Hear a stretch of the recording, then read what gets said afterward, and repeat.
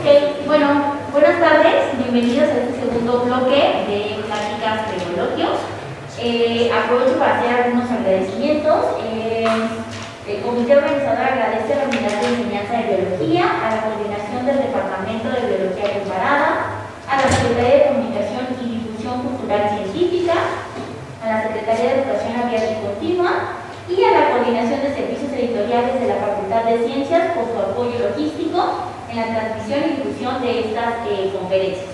Entonces, este bloque va a consistir de dos pláticas. La primera de ellas es nuestra invitada, la doctora Beatriz Lira Hernández.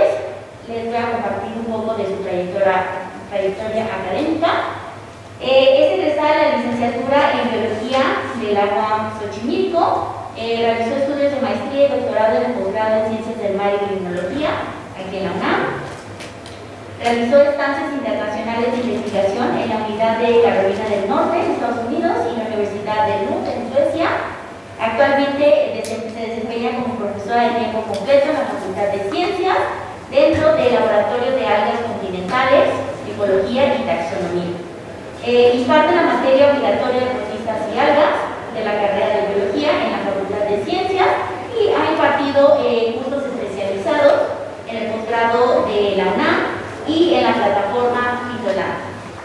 Ha dirigido tesis de licenciatura y ha participado en comités tutores en programas de pre y posgrado. Se dedica al estudio de la taxonomía, ecología y evolución de microalgas de aguas continentales, con especial interés en el grupo de los dinocarpelados. Entonces, ahorita nos acompaña con esta plática que se titula Dinos y sus fans. Muchas gracias.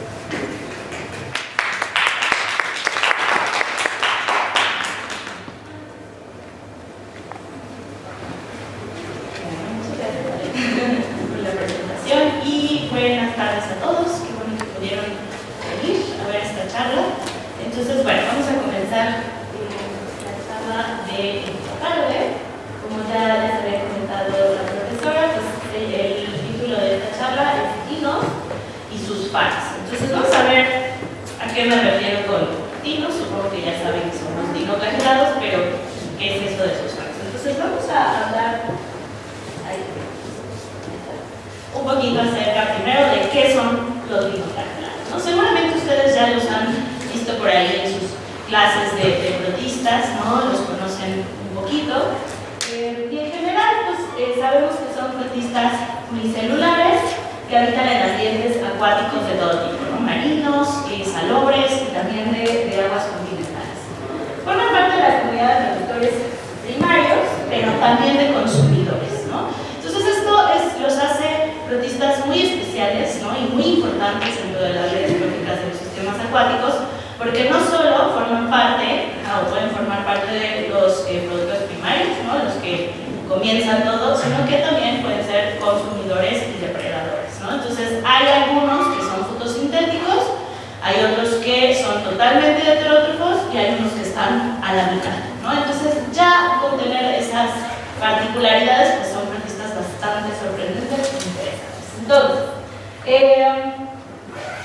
aquí tenemos un ejemplo, y ahorita vamos a ver varios ejemplos de su diversidad que es enorme, pero como les decía, son muy importantes en los sistemas acuáticos en cuestión ecológica, como productores primarios, productores secundarios, pero también como simbiontes, ¿no? Forman relaciones simbióticas con muchos otros organismos.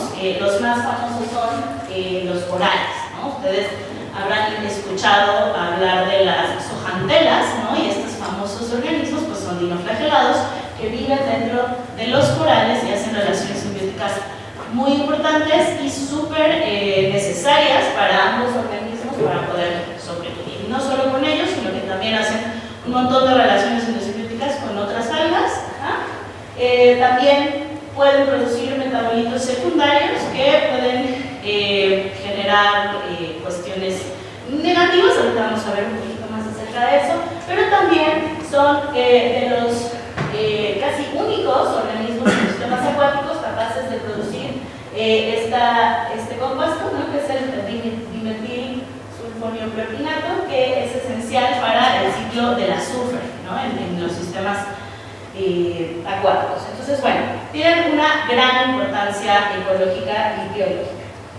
Entonces, en general, estos protistas difieren de otros protistas biflagelados debido a la posición de sus flagelos, ¿no? Tienen un flagelo longitudinal, que lo encontramos en la cara ventral de la célula, y también un flagelo transversal, que es perpendicular a este, que está también rodeando a la célula como una especie de cinturón.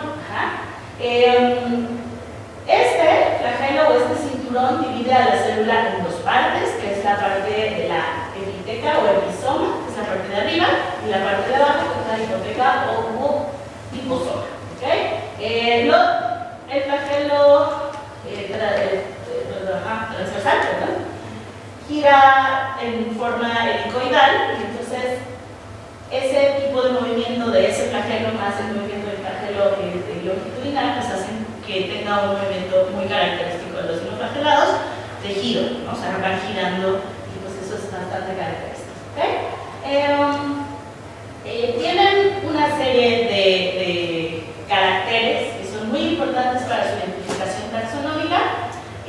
Muchos dinoflagelados tienen una especie de armadura, que es una teca, que está constituida por diferentes placas, y la forma, el número, disposición de estas placas a lo largo de todo el cuerpo de la célula, pues nos va a ayudar para identificarlos taxonómicamente, aunque también hay dinoflagelados que pues no tienen esta teca, pero bueno, tienen otra serie de estructuras características como su núcleo, el núcleo de los dinoflagelados, el dinocarión, que también es súper característico, ¿no? Porque tiene una cantidad enorme de DNA y se encuentra en cromosomas permanentemente condensados, ¿no? Entonces es uno de los pocos protistas que tiene esta característica.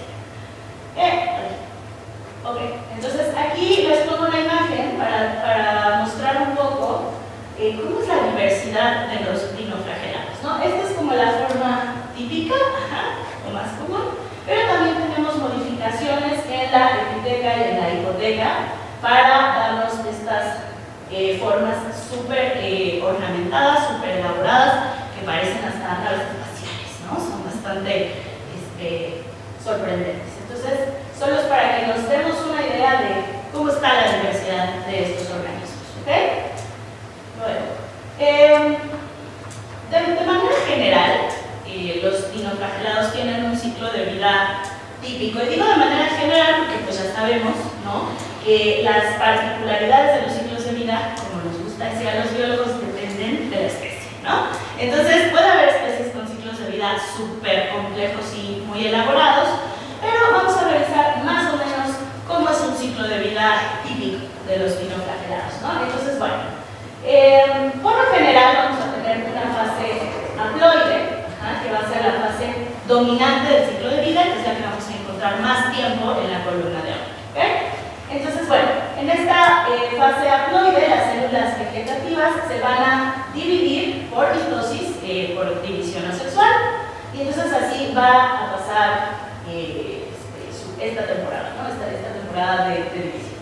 Posteriormente, la fase diploide ocurre cuando cada una de estas células se va a comportar como un gameto.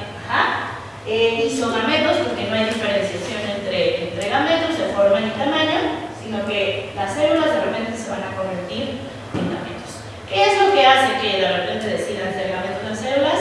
Pues seguramente son alguna sustancia, ¿no?, bioquímica, que les da como esa señalización de decir, bueno, ahorita vamos a hacer gametos, ¿ok? ¿Y qué ocasiona esa liberación de estas señales bioquímicas? Pues cuestiones del ambiente, ¿no? ¿Por qué? Porque en los dinoflagelados, como en muchos otros protistas, empieza o hacen la reproducción sexual cuando las cosas pues no van tan bien, ¿no? Por lo general, nosotros, ¿no?, los mamíferos es al revés, ¿no? Cuando están las cosas bien, cuando hay recursos y todo, es cuando bueno, yo espero que eso pase, ¿no? Nos reproducimos sexualmente, pero en estos organismos es al revés, ¿no? Es tan costosa la reproducción sexual, ¿no?, en términos energéticos, que Cuando las cosas van mal en el ambiente, y esto va a ser muy específico, cuestiones, no sé, igual de temperatura, de nutrimentos, alguna cuestión no va bien, entonces se liberan estas señales bioquímicas para que ocurra la reproducción sexual. Entonces, estas células se fusionan y posteriormente van a formar un cigoto móvil, que es un planocigoto. Planocigoto se llama porque es planctónico. Entonces, ¿cómo vamos a diferenciar un planocigoto de una célula vegetativa normal? Pues porque el planocigoto va a ser más grande, va a aumentar su tamaño porque es el resultado de la fusión de dos células. Entonces, por eso va a ser más grande y va a tener dos flagelos longitudinales y dos flagelos transversales. Acuérdense que se fusionaron dos células, ¿sale?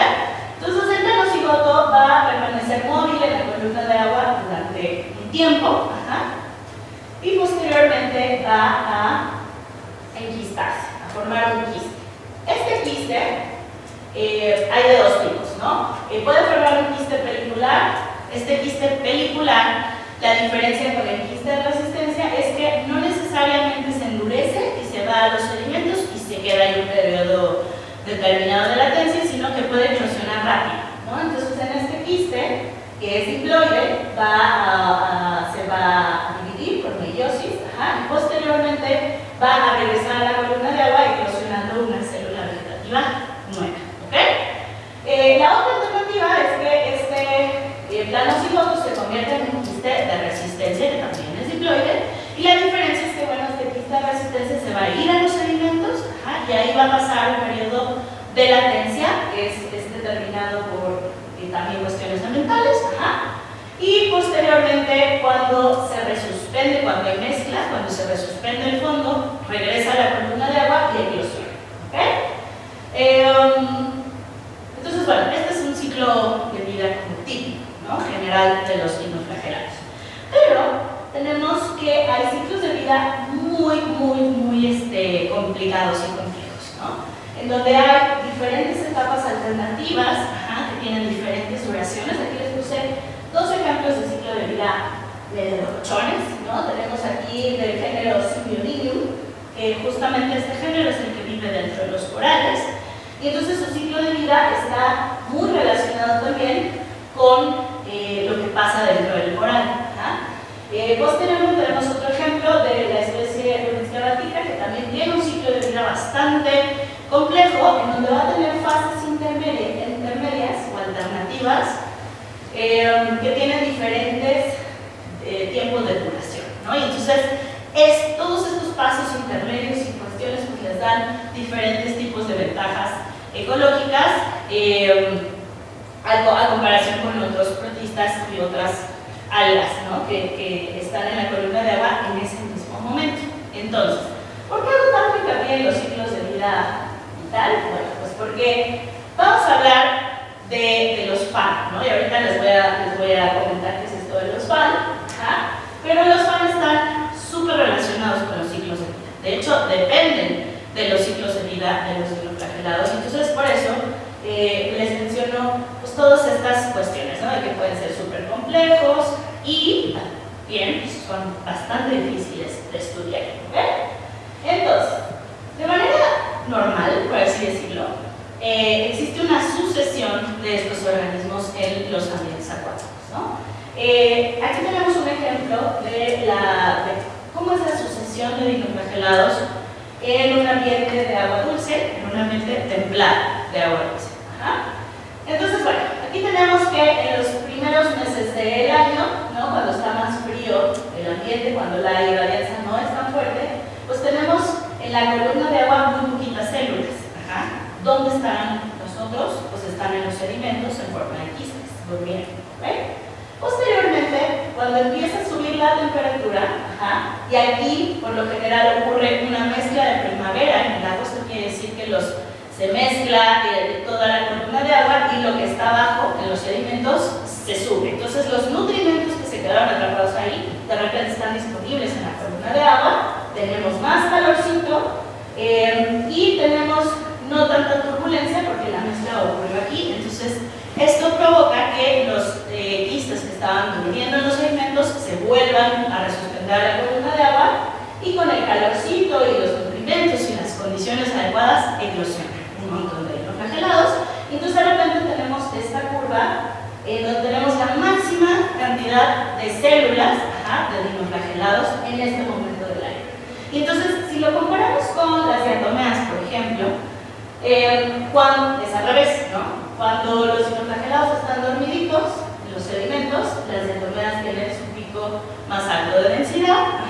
¿Por qué? Porque las condiciones ambientales les favorece a su reproducción, ¿ok? Y entonces, posteriormente, se va disminuyendo la temperatura, se van agotando los nutrimentos en la columna de agua y entonces va disminuyendo la densidad de dinoflagelados hasta terminar, ¿no? En los meses más fríos, en donde se vuelven a formar quistes y se vuelven a ir a los sedimentos. Entonces, esto es un proceso normal, ¿no? De sucesión de estos organismos. En el mar, la vida es más sabrosa, ¿no? También ocurre lo mismo, también tenemos una sucesión de estos organismos. En los ambientes marinos, recordaremos que la escala es mucho más grande y también intervienen cuestiones mucho más de mayor escala, como por ejemplo las corrientes marinas, ¿no? Entonces, la mezcla de la columna de agua va a estar súper relacionada con cómo se mueven las corrientes marinas, que son las que nos van a traer los nutrimentos a determinada época del año, ¿ok? Entonces, por ejemplo, cuando hay mayor turbulencia, tenemos más nutrimentos y tenemos, por lo general, más diatomeas, ¿no? en el mar. Pero cuando la turbulencia es más o es menor, y tenemos mayor temperatura y nutrimentos, pues tenemos a los dinoflagelados, ¿no? Entonces está también esta sucesión, pero depende de otras cuestiones, ¿no? Entonces, como les decía, este proceso es un proceso normal, la producción, ahora sí que de muchísimas células, ya sea de diatomeas de dinoflagelados o en los sistemas acuáticos, pues va a depender de este proceso de sucesión que es normal. Entonces, tener florecimientos, ¿no? Que es tener muchas células de repente de estos organismos en los ambientes acuáticos, pues es una cuestión normal, ¿no? Entonces, ¿cuándo deja de ser normal? ¿Cuándo empieza a haber algo que no cuadra ahí, ¿no? El problema aquí es que actualmente tenemos varias cuestiones, ¿no? Debidas a varias cosas, ¿no? Como una es el cambio climático, ¿no? El cambio climático ha ocasionado que estas cuestiones se muevan, que de repente tengamos temporadas de mucha o de temperatura muy alta cuando no, por lo general no teníamos, ¿no? O que tengamos enriquecimientos muy grandes, sobre todo en los cuerpos de agua dulce, por depositaciones, no sé, de aguas alóctonas, o sea, de otro lado, ¿no? Por contaminaciones, por cuestiones así. Entonces, un evento que es normal, ¿no? Que es parte de la sucesión ecológica de las especies, de repente se empieza a descontrolar, ¿no? Empieza a haber un descontrol y de repente tenemos eventos de florecimiento en meses o cuando normalmente no teníamos, y entonces esto afecta la dinámica de otras comunidades que viven en esos ecosistemas, ¿no? Entonces vamos a ver, ¿no? Ahora sí, ¿qué es esto del fan? ¿Qué significa esto del fan? Pues un fan es un florecimiento algal nocivo. Y esta es la clave de esta cuestión, que sea nocivo, que cause un daño a la comunidad en donde se produce este evento. Porque los florecimientos algales podemos tener de manera normal, ¿no? O sea, como parte de la dinámica ecológica, pero cuando son nocivos, cuando empiezan a causar un daño, entonces ahí sí tenemos que prestar más atención. Entonces, como les decía, pues esto es un incremento masivo del número de células fitoplanctónicas. ¿Y qué trae o qué consecuencia trae este incremento masivo? Pues que consume el oxígeno, ¿ok? ¿Por qué? Pues porque al haber tantos millones, miles y millones de células pues, que respiran, ¿no? Pues empiezan a consumir el oxígeno, y no solo eso, sino que también los nutrientes, nutrientes, oxígeno, que son indispensables para el resto de los organismos que viven en estos sistemas, ¿ok? Además de estas cuestiones que pues ahora sí que se comen y se consumen todos los nutrientes y el oxígeno, también pueden llegar a ocasionar daños físicos. En el caso, por ejemplo, de los peces, estos organismos son tan pequeñitos y están en tanta abundancia que pueden llegar a obstruir las branquias, ¿no?, de los peces, y pues mueren también de por sí no hay oxígeno y luego les tapan sus branquias, pues mueren por no poder respirar, ¿no? Y algo de lo más grave es que pueden causar intoxicaciones por la producción de sustancias químicas, que son toxinas, y esto pues altera la fisiología de todos los demás organismos que viven ahí. Y entonces, como pueden ver en las imágenes, pueden causar cambios en la coloración del agua. Aquí tenemos varios ejemplos. Este es muy bonito, es un fan muy bonito porque es un dinoflagelado que tiene bioluminiscencia, entonces pues este sí no es muy bueno, está bonito, ¿no? Pero bueno, en general, aquí tenemos varios ejemplos de florecimientos algales. No solo los dinoflagelados producen estos florecimientos, hay un montón de algas y de organismos que pueden causar este tipo de eventos, y los más famosos, ¿no?, los que más conocemos, pues son las mareas rojas, ¿ok? Entonces vamos a hablar un poquito de estos eventos, este tipo de florecimientos que son las mareas rojas. Algunos dinoflagelados generan FAN, que producen metabolitos secundarios que pueden afectar directamente a los organismos. ¿Por qué? Porque producen toxinas, conocidas como ficotoxinas, porque las produce un alga, y son metabolitos secundarios que se van a clasificar de acuerdo al daño o a los síntomas que nos va a producir a los humanos, ¿no? Porque como siempre, pues los humanos somos primero yo, y entonces mejor vamos a hacer la clasificación con base en lo que me hace daño a mí, ¿ok? Entonces, vamos a revisar, ahí está, qué tipo de toxinas, ¿no? Todas estas ficotoxinas las producen dinoflagelados, ¿ok? Y entonces están muy estudiadas justamente porque puede provocarnos un daño en una cuestión de salud, ¿no? Entonces, como son de importancia médica, pues están muy estudiadas, y vamos a ver rápidamente de qué se trata, ¿no? Entonces tenemos toxinas paralizantes, que incluye a un grupo de neurotoxinas, como la saxitoxina, la miosaxitoxina, goniatoxinas, y esta que es de carbamolixacitoxina. Está bueno como todavía. ¿Qué nos produce? Pues la intoxicación paralítica por ingestión de mariscos, ¿no?, en particular. ¿Por qué será que siempre, o bueno, por lo general cuando tenemos estas advertencias de bandera roja o que beban, ¿no?, y que no podemos, dicen no se pueden comer moluscos, ¿no?, ni mariscos, ni nada? ¿Por qué será? O sea, ¿por qué será que es este tipo particular de organismos marinos? Pues porque recordarán que los moluscos en particular son filtradores, ¿no? Así comen. Y entonces cuando están en este ambiente y al florecimiento empiezan a filtrar su alimento. ¿Y qué pasa? Que se comen estas algas que tienen toxinas y empiezan a bioacumular la toxina en sus tejidos y adentro de ellos, ¿no? Entonces a lo mejor ellos no se van a morir, pero si nosotros nos comemos una almeja, por ejemplo, que llevó filtrando un montón de tiempo todos estos alguitas y tiene la toxina, ahora sí como que 10 veces más que si nos comiéramos un flagelado, una cosita chiquita, pues entonces el efecto va a ser 10 veces mayor, ¿ok? Entonces es muy peligroso que si nos comemos uno de estos moluscos contaminados con esta toxina en mucha cantidad, pues nos va a dar bastante fuerte, ¿no?, el efecto. Y como les decía, pues el efecto puede ser desde muy leve, ¿no?, y esto depende de la cantidad de toxina que ingirieron, entumecimiento en el rostro, en el cuello. Como esta es una toxina neurotóxica, los efectos empiezan a ser como en el sistema nervioso, sensación de picazón en la punta de los dedos, las manos, los pies, dolor de cabeza, diarrea, vómito, náuseas, ¿no? Todo esto que nos pasa cuando nos comemos algo en mal estado. Entonces, ¿quiénes son los causantes componentes de estas toxinas, pues en los géneros Alexandrium, que es este tan bonito que se ve, pero vean lo que está.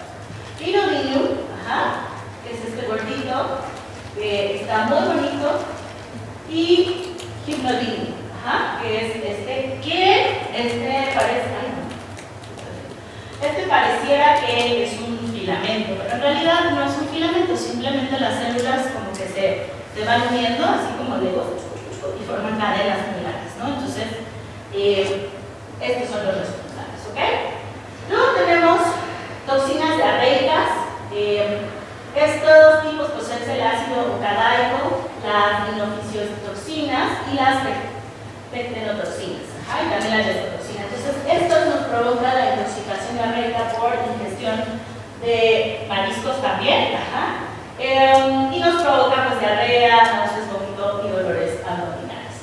Quiero mencionar que estos tipos de toxinas y demás no nos pueden causar la muerte a menos que tengamos una exposición muy alta a la toxina, que comamos muchísimo, y que, o que tengamos alguna cuestión, que estemos inmunodeprimidos, alguna cuestión así que nos cueste trabajo, ahora sí que desechar, ¿no?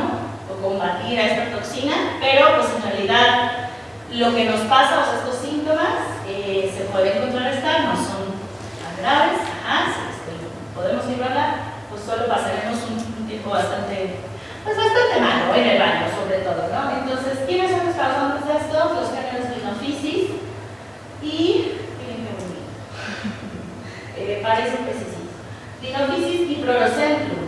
Estos dos, justo Dinophysis y Pleurocentrium, son de estos sinoflagelados que tienen modificaciones estructurales que, si nosotros los viéramos así, diríamos, esto no es un dinoflagelado, pues no tienen típica forma como de hamburguesa, ¿no? Estos tienen estas formas, pero sí son dinoflagelados y producen estas cuestiones.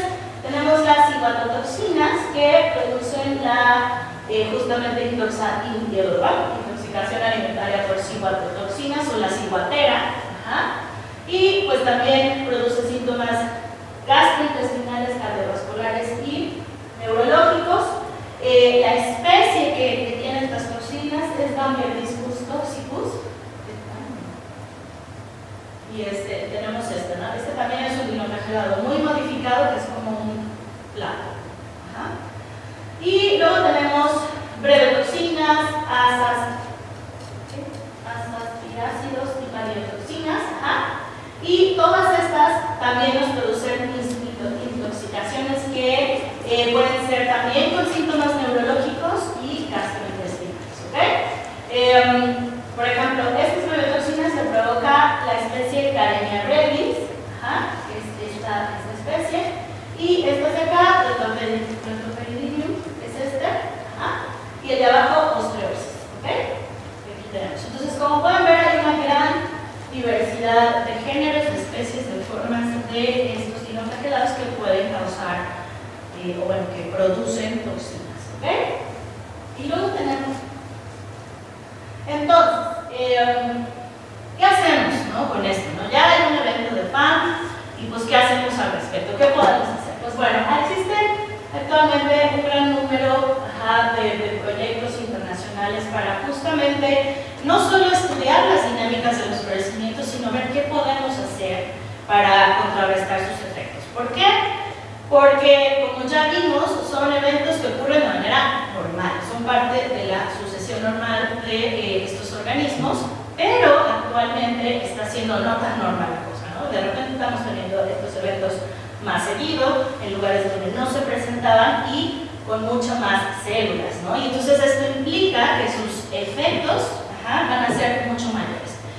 ¿En dónde tiene efectos? Aparte de que nos puede hacer daño a nosotros, pues en las pesquerías, ¿no? Es un golpe muy duro a la acuacultura, porque la gente, ¿no?, que se dedica a la producción de camarón, a la producción de moluscos y demás, si cae un evento de florecimiento, pues ya valió, ¿no? Porque hay restricciones en su consumo, en su venta, y entonces también se mueren un montón de estos organismos. Hay mucha pérdida también en las pesquerías, porque se mueren los peces.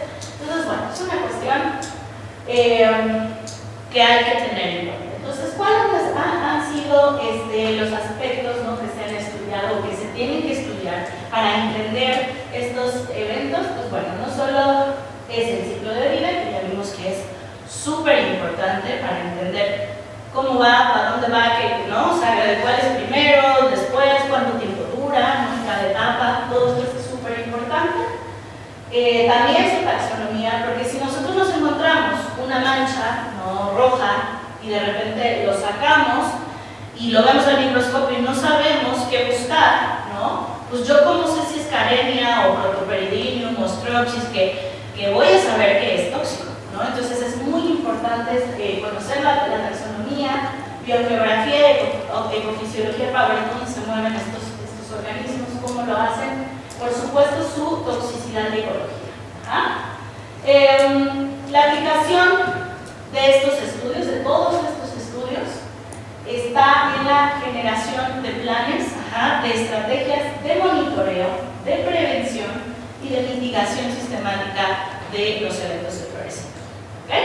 Entonces, ¿cómo es esto del monitoreo? Bueno, en México, y también a nivel internacional, pero bueno, en México hay varias instituciones que tienen un monitoreo constante de los florecimientos. Tenemos la Secretaría de Salud, la COFEPRIS, CEMAR, que hacen monitoreos mensuales, ¿no? Hacen muestreos mensuales de zonas que son propensas, ¿no?, a florecimientos. Se obtienen muestras, se obtienen medidas de variables físico-químicas también, con la finalidad de detectar los FAN en etapas tempranas. Y dos cuestiones de eso: si se detectan en etapas tempranas, pues se pueden establecer medidas de prevención, en cuestión de pues, levantar las alertas, ¿no?, para prevenir a pesquerías, pues, a la gente de los alrededores, para que no consuma estos organismos cuando se detecta el florecimiento, y no esperar hasta que ya le dio a alguien y ya están en el hospital y demás, ¿no? Entonces, esto nos ayuda a prevenir justamente estas cuestiones. Luego tenemos la prevención. Justamente detectar los FAN tempranos, ¿no?, es lo que les decía, nos ayuda a saber si ese FAN está compuesto por especies tóxicas o nocivas. Porque, como les decía, hay muchas algas, muchos protistas que pueden producir eventos de FAN, de florecimiento, pero son pocas, o bueno, solo son algunas las que son tóxicas, las que producen toxinas y estos daños. Entonces, pues, entre más rápido sepamos quién es y qué hace, es mucho mejor para poder tomar otras decisiones, ¿no? También se realizan sobrevuelos, ¿no?, en el mar, ¿no?, limpieza de playas. Cuando tenemos eventos de FAN y empiezan a morir, ¿no?, un montón de peces y así, es muy importante que luego se empiecen a retirar de la playa para evitar otras infecciones, ¿no?, o sea, para evitar que las aves se coman esos peces contaminados, para evitar que las personas también se puedan llegar a contaminar y demás, ¿no? Y también hay que enfatizar los muestreos relacionándolos con otros eventos oceanográficos, porque ya habíamos platicado que, sobre todo en el mar, toda la cuestión de la física del agua, de la biofísica, es muy importante y muy relacionado con cómo se van a mover los nutrimentos, cómo se va a mover la temperatura, y eso es lo que está directamente relacionado con los ciclos de vida de estos bichos, ¿no? Entonces, es muy importante no solo que estos monitoreos se dediquen a pues solo sacar muestras de bichos y contarlos o identificarlos, sino relacionarlos, ¿no? Hacer cuestiones interdisciplinarias y relacionarlos con todo lo que tiene que ver con la dinámica y la ecología de estos organismos. Luego, también otra parte justamente dentro de la prevención, pues es tener planes de difusión. De difusión para la población que está más en riesgo, ¿no? Las personas que dependen de los recursos que se ven afectados, ¿no? Y entonces siempre estar en constante comunicación, siempre decir qué son, cuáles son los daños a la salud, qué hacer durante un evento de florecimiento. Entonces, bueno, hay bastante información al respecto, sobre todo en estos sitios donde se produce. Y bueno, otra cuestión es la mitigación, ¿no? ¿Qué hacemos cuando ya está ahí el brote? Ya ocurrió, ya sabemos que es tóxico. ¿Qué es lo que se ha estado haciendo a lo largo, pues, de los años para contrarrestar sus efectos? Pues hay diversas metodologías que todavía se están probando, ¿no? Porque pues nada todavía está súper establecido. Hay métodos físicos como la centrifugación para liberar las toxinas o para dejar a los organismos como en la parte de abajo y liberar a la columna de agua pues de las células.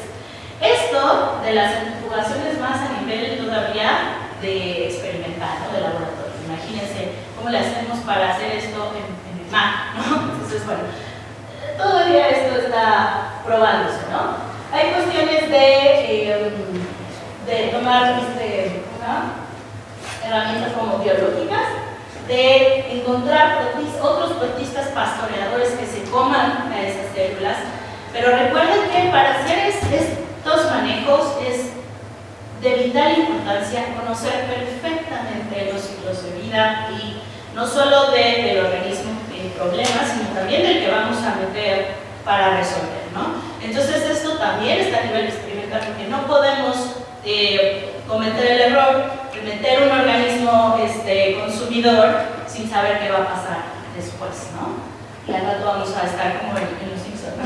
De que metemos a las ranas para que se coman no sé qué y luego, entonces es un problema y más en áreas tan grandes y con tan poco control como es en el mar, ¿no? Porque en los ambientes terrestres, en una parcelita o algo así, todavía tenemos un poquito más de control, pero en el agua no tenemos control, ¿no? O sea, se nos sale todo muy, muy fácil de control. Entonces, bueno, esto todavía está a nivel experimental. Métodos químicos. Se ha usado el hipoclorito de sodio obtenido por electrólisis del agua de mar, ¿no? Entonces, uso de arcillas que son ecológicamente inertes, que tienen compuestos minerales metálicos para que no interfieran con las dinámicas de nutrimentos de la comunidad. Entonces, esto lo que hacen es como que se hacen coágulos, nuestras arcillas no se pegan a las células y hacen coágulos y las precipitan. Y bueno, todo esto sigue a nivel experimental, porque como les decía, no es nada fácil proponer, ¿no? Ni llevar a cabo estos planes de manejo en el agua, ¿okay? A nivel nacional e internacional, diferentes instituciones del sector salud han implementado diversos métodos de control también de alimentos marinos, ¿no? Es lo que les decía, que cuando se detectan florecimientos y se detecta que el dinoflagelados es tóxico, en ese momento se abren, se ponen las vedas, las banderas rojas y se prohíbe, ¿no? La venta y consumo de estos, también la pesca, ¿no? De estos organismos justamente para reducir el riesgo en la intoxicación de los humanos, ¿ok? Entonces, bueno, esto se puede ver como con un tinte negativo de estos pobrecitos dinoflagelados tan malvados, pero en realidad no. Entonces, pues así les tocó. Tienen toxinas, las producen, pobrecitos de los que culpa tienen, pero actualmente hay diversas investigaciones muy interesantes que están usando las toxinas de diferentes dinoflagelados en estudios para combatir el cáncer, para justamente aislar la toxina y que esa toxina, ver cómo combate diferentes tipos de cáncer y de tumores, también en el Alzheimer. Entonces, bueno, hay un montón como de cosas todavía por descubrir y conocer. Y pues bueno, eso sería todo. Muchísimas gracias por su atención y ¿alguna pregunta?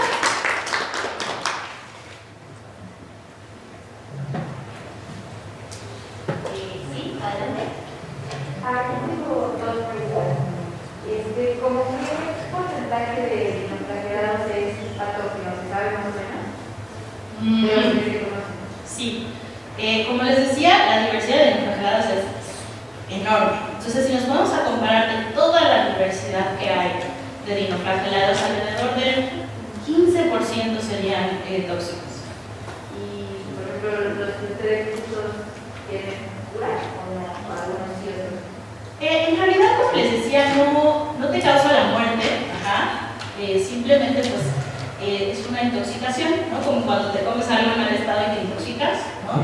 A menos que tengas una cuestión ya de una alergia, una cuestión como más específica, pues sí puedes llegar al hospital, ¿no? Sobre todo con las neurotoxinas, ¿no? Que de repente te paralizas y entonces así tienes que ir al hospital. Pero en realidad en el hospital lo que te dan es como apoyo, ¿no? Para que no te sientes tan mal, ¿no? Igual con el suero, para que no te deshidrates, te dan alguna cuestión para que puedas liberar más rápido la toxina, pero no es así como un patógeno, como una bacteria, ¿no? Que te dan un antibiótico. Y o sea, solo tiene que pasar, salir solito. Y ya por último, ¿se sabe la función natural de las toxinas? O sea, ¿es para defenderse o...? Ajá.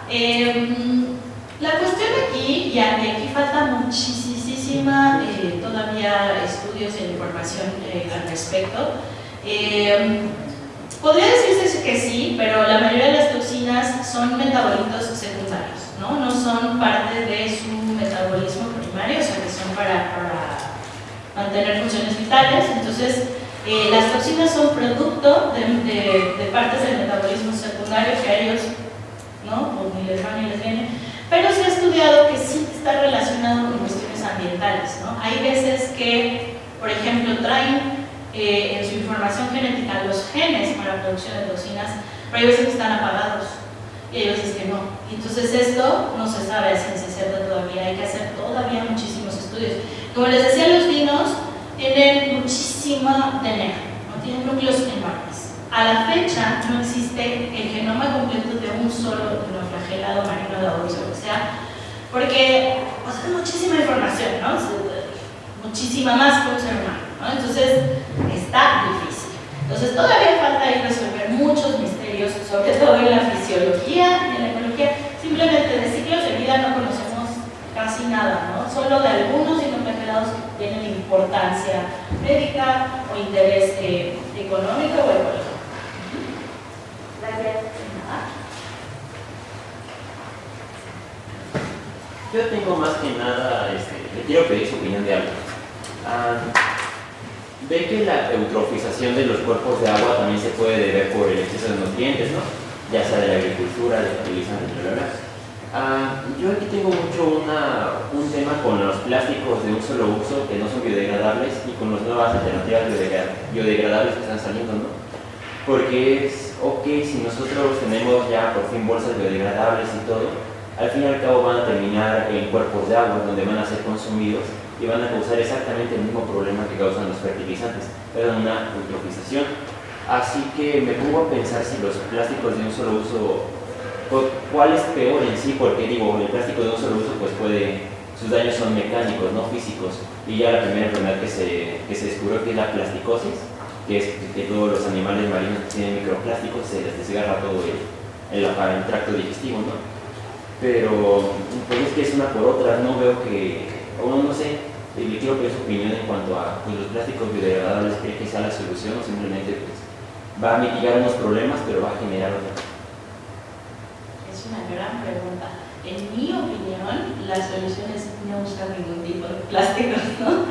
Y es muy difícil porque pues, muchas industrias dependen de eso, ¿no? Justamente cuando aparecieron los plásticos, pues se salvó, ¿no? Es como, wow, ya no vamos a usar vidrio.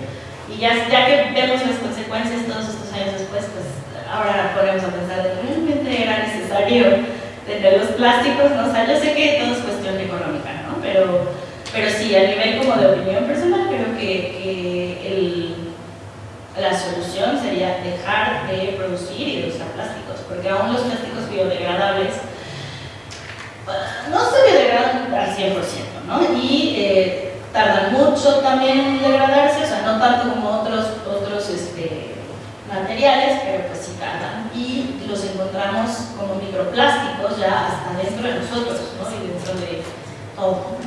Entonces, pues eso a la larga no conocemos tampoco los efectos que tengan en los metabolismos, en el nuestro inclusive, ¿no? Y en el de las demás especies. Entonces, pues bueno, esa sería mi opinión.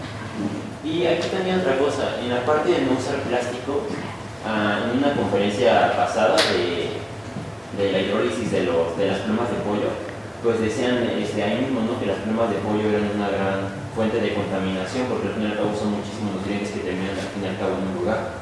Y entonces veo que realmente no es problema de si es plástico o no, sino realmente que al fin y al cabo todo es nutriente. Y que ya sea en forma de plástico, sea en forma de un ala de pollo, ya sea en forma de hojas, siempre va a haber un problema de exceso de nutrientes, ¿no? Y además también porque afecta mucho los ecosistemas, tanto así que en lugares donde hay un exceso de fertilización inhibe el crecimiento de muchas plantas. Y es como, no sé, no veo una solución ahí, más que el retirar el exceso de nutrientes, y lo único que veo es como una economía circular en donde nada escape del sistema humano. Eso está súper interesante y es muy complejo, ¿no? No creo que haya una solución rápida y fácil, ¿no? De decir es blanco o negro, o sea, es una escala muy, muy grande. El exceso de nutrientes viene de muchísimas fuentes, ¿no? De muchísimos lados, ¿no? Lo más grave o lo más evidente, pues es de nosotros, ¿no? Los organismos contaminamos muchísimo y producimos excesos de nutrientes, nuestros desechos son nutrientes, ¿no? Excesos de nutrientes, y si se depositan en los cuerpos de agua, ¿no? Aguas residuales, ¿no? Aguas tratadas, no también tratadas, residuos de fábricas, todas estas cuestiones siempre van a dar al agua, ¿no? Entonces, pues todo eso interviene en esta eutrofización. Entonces, bueno, como te digo, es una cosa muy difícil, ¿no? Porque habría que trabajar con la industria, ¿no?, que son de los que más contaminan, con la sobrepoblación, ¿no?, con el tratamiento de desperdicios, o sea, son muchos factores. Entonces sí está bastante complicado y tiene que ver con muchísimos sectores de la sociedad, ¿no?, no solo una parte.